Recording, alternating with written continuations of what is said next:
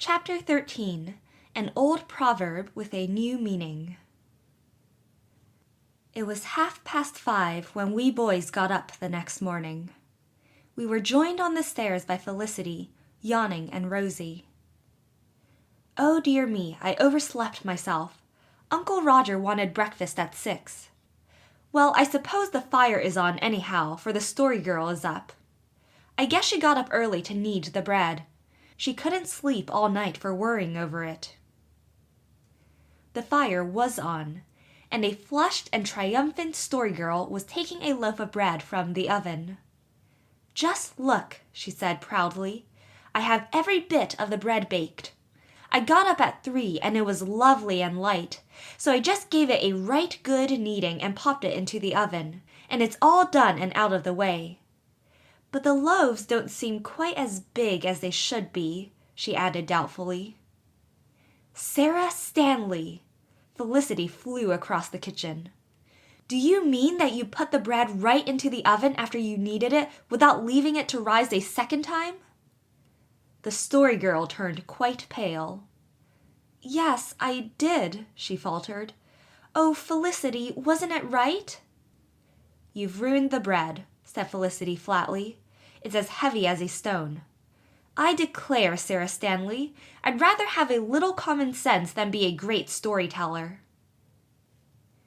Bitter indeed was the poor Story Girl's mortification. "Don't tell Uncle Roger," she implored humbly. "Oh, I won't tell him," promised Felicity amiably. "It's lucky there's enough old bread to do today. This will go to the hens, but it's an awful waste of good flour." The Story Girl crept out with Felix and me to the morning orchard, while Dan and Peter went to do the barn work.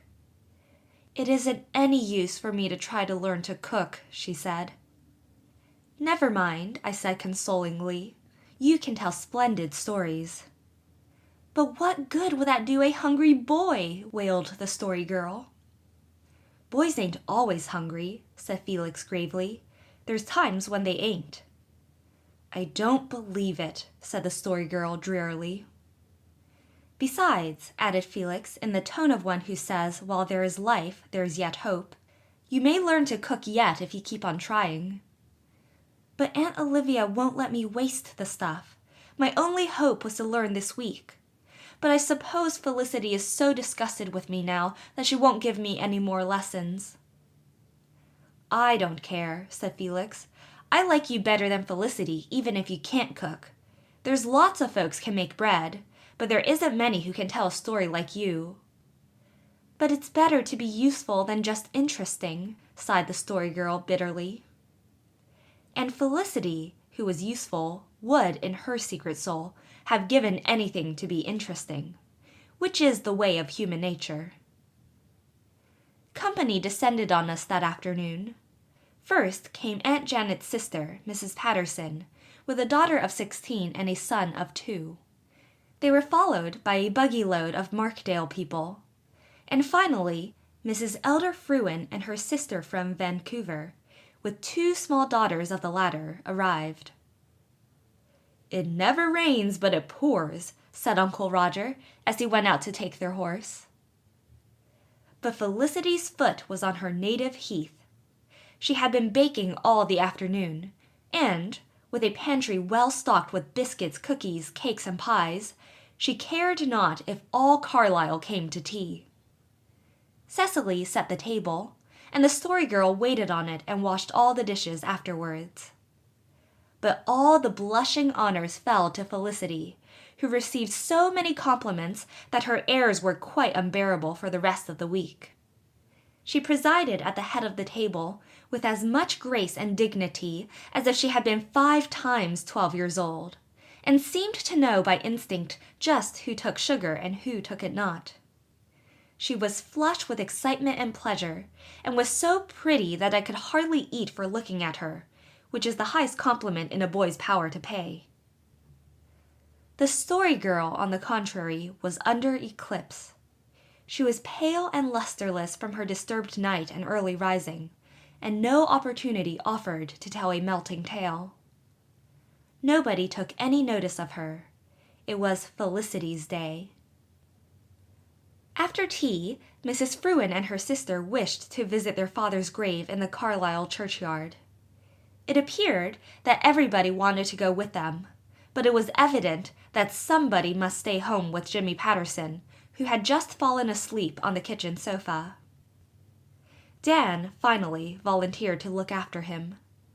He had a new Henty book which he wanted to finish, and that, he said, was better fun than a walk to the graveyard.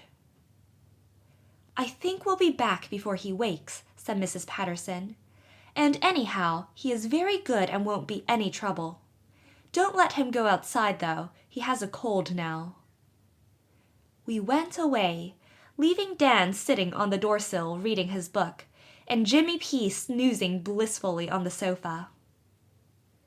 When we returned, Felix and the girls and I were ahead of the others. Dan was sitting in precisely the same place and attitude, but there was no Jimmy in sight. "Dan, where's the baby?" cried Felicity. Dan looked around. His jaw fell in blank amazement. I never saw anyone look as foolish as Dan at that moment. "Good gracious, I don't know," he said helplessly. "You've been so deep in that wretched book that he's got out, and dear knows where he is," cried Felicity distractedly. "I wasn't," cried Dan. "He must be in the house. I've been sitting right across the door ever since you left, and he couldn't have got out unless he crawled right over me. He must be in the house." "He isn't in the kitchen," said Felicity, rushing about wildly. "And he couldn't get into the other part of the house, for I shut the hall door tight, and no baby could open it. And it's shut tight yet. So are all the windows. He must have gone out of that door, Dan King, and it's your fault." "He didn't go out of this door," reiterated Dan stubbornly. "I know that." "Well, where is he then? He isn't here. Did he melt into air?" demanded Felicity. "Oh, come and look for him, all of you. Don't stand round like ninnies. We must find him before his mother gets here. Dan King, you're an idiot." Dan was too frightened to resent this at the time. However and wherever Jimmy had gone, he was gone, so much was certain. We tore about the house and yard like maniacs. We looked into every likely and unlikely place.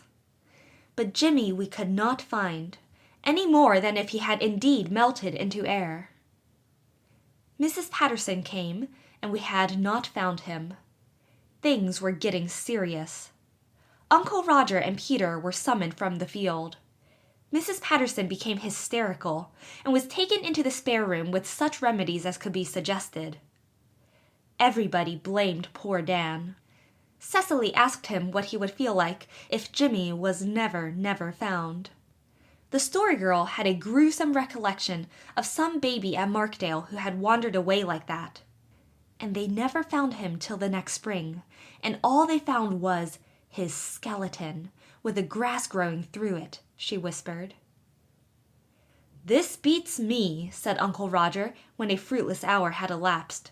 "I do hope that baby hasn't wandered down to the swamp.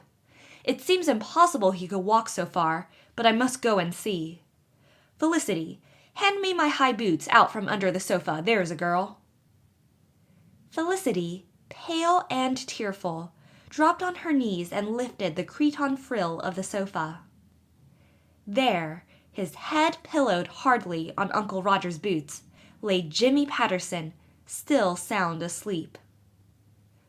"Well, I'll be jiggered," said Uncle Roger. "I knew he never went out of the door," cried Dan triumphantly. When the last buggy had driven away, Felicity set a batch of bread, and the rest of us sat around the back porch steps in the cat's light and ate cherries, shooting the stones at each other. Cecily was in quest of information. "What does 'it never rains but it pours' mean?" "Oh, it means if anything happens, something else is sure to happen," said the Story Girl. "I'll illustrate. There's Mrs. Murphy. She never had a proposal in her life till she was 40, and then she had 3 in the 1 week. And she was so flustered she took the wrong one and has been sorry ever since. Do you see what it means now?" Yes, I guess so, said Cecily, somewhat doubtfully. Later on, we heard her imparting her newly acquired knowledge to Felicity in the pantry. It never rains but it pours means that nobody wants to marry you for ever so long, and then lots of people do.